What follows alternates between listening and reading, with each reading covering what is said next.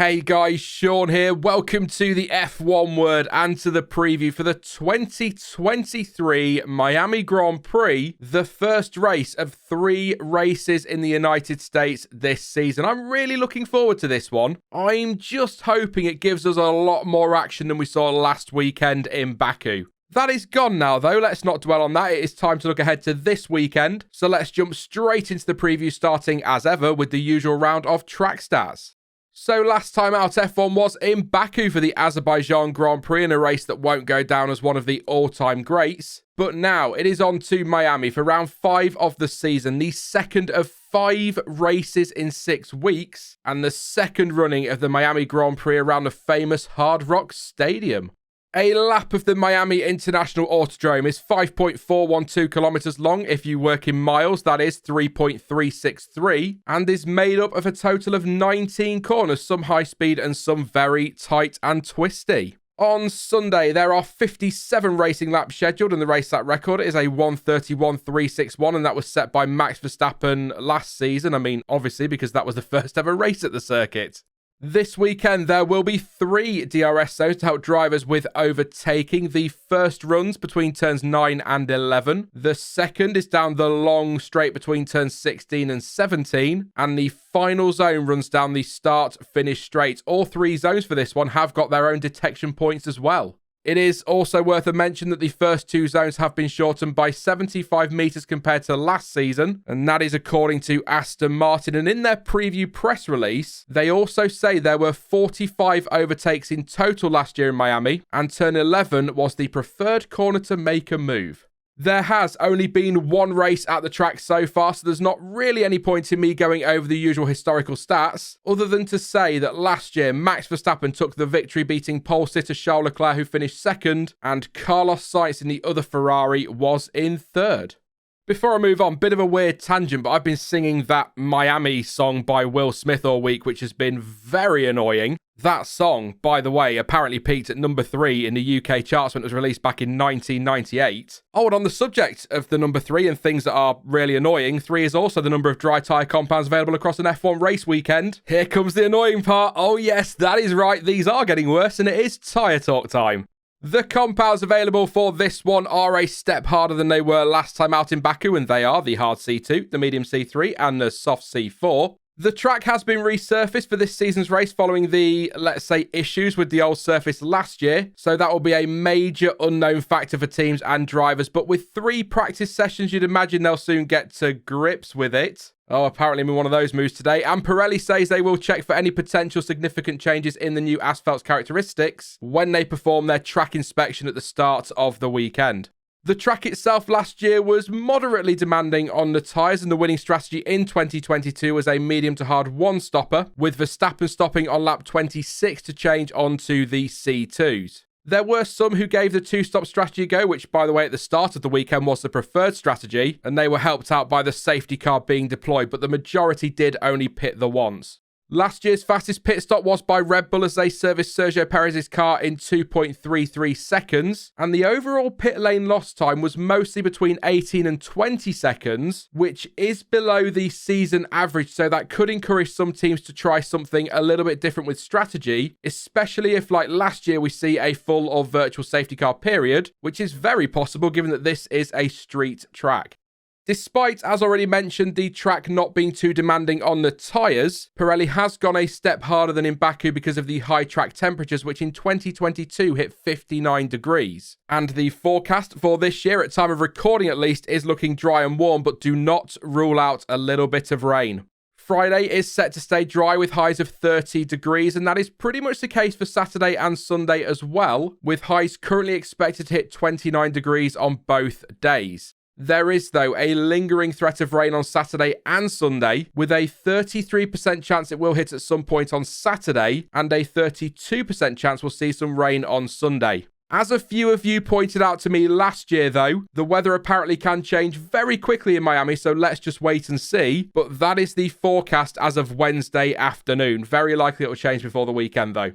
And your schedule for this weekend is a late one here in the UK, meaning those of you in places like the States, for example, can enjoy a race at a more sociable hour for a change. So enjoy it. I hope you have a good one. And yes, it is back to a normal race weekend. No sprints in Miami. So the weekend in Miami kicks off with FP1 on Friday, and that session starts at 7 p.m. BST, and FP2 is later that evening from 10:30 p.m. FP3 on Saturday starts at 5:30 p.m. with qualifying underway from 9 p.m. and it is lights out for the race on Sunday at 8:30 p.m. and once again that is in UK time. Now still to come, I'll make my usual round of predictions, but before we get on to that, there are just a few other things I thought were worth a very quick mention ahead of the weekend.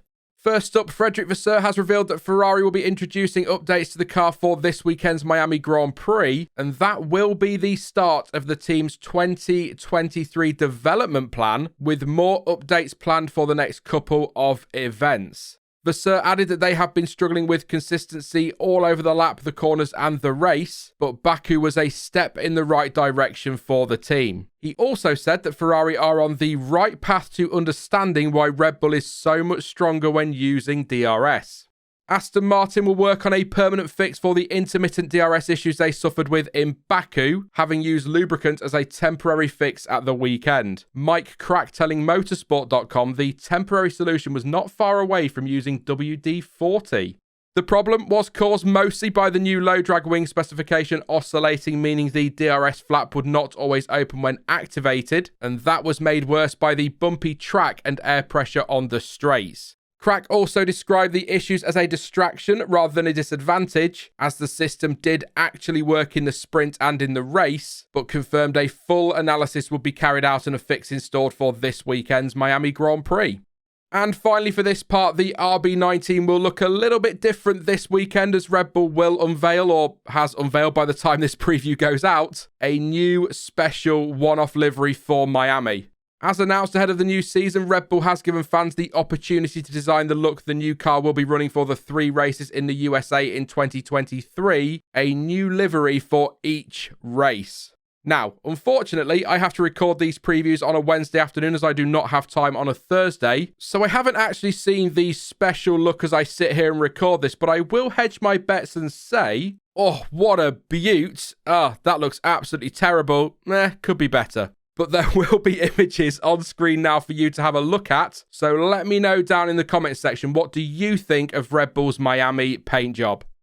Right then, time for me to make some predictions, and as always, please do not take these too seriously. They're just a little bit of fun, but if you do disagree with my picks, then you can let me know yours in the comment section down below. And the less said about last week's, the better. Wrong on quite literally everything, although I do get half a point for putting Perez on the podium, but in the wrong place, which is something, I guess. As for this week's picks, I'm going to keep them somewhat realistic, but I do want to mix them up just a little bit. Yes, Red Bull will of course be the favourites once again, but the big question for me is how genuine was that Ferrari improvement in Baku? Was it track specific and a one-off, or have they actually got it together and made a decent step forward? They've got upgrades too this weekend, so I'm going to be positive and say it's genuine, and that will mean they will be in the mix in Miami. With that potentially naive optimism in mind, I'm going for a Charles Leclerc pole for this one. He's pretty handy over one lap and did a great job in Baku on Saturday last weekend. But that Red Bull is very strong in race trim, so I think they will take the win and probably another one too. But in what order? That's the big question, isn't it? To make it interesting, I'm going with another Sergio Perez win with his teammate not far behind in P2. I mean, it's a street track after all, and Checo loves a street track, so maybe it's his day again on Sunday. We shall see, of course. As for the final step on the podium, though, I'm going to go with Fernando Alonso. As we saw in Baku, where he finished just 8/10 off Leclerc in the end, he's always thinking 2 steps ahead, and if he can manage his tyres and push at the right times like he did in Baku, I think he's got a great chance at another podium. For best of the rest, that is the 5th fastest team again. I'm actually going to go with McLaren for this one. Those updates last weekend seemed to give them a really good boost, and I think both drivers did a very solid job, actually. Given that none of the top 4 teams had a DNF, 9th place was the maximum the rest of the grid could realistically target without chaos, so Norris actually did just about all he could. Although do bear in mind that Alpine are set to bring some more minor updates to Miami, so don't rule them out of the mix just yet. Elsewhere, it is Logan Sargent's home Grand Prix, so I'm going to go bold and say he makes Q2 on Saturday and scores a point on Sunday. Why not? And let's say we have a little bit of drama, and that allows Lando Norris to take a top 6 finish, and Nick De Vries outqualifies Yuki Tsunoda on Saturday. That is it then for the Miami Grand Prix preview, but you can let me know your thoughts and your predictions ahead of the weekend in the comments section down below. Now, I will be back soon with another video, and don't forget to join me live shortly after the race on Sunday for the usual reaction stream. In the meantime, though, if you did enjoy this one, then please do leave a like, as it really does help the channel out, and don't forget to subscribe so you don't miss out on any future content. But as ever, thank you for watching. I've been Sean, this has been the F1 Word, and until next time, goodbye.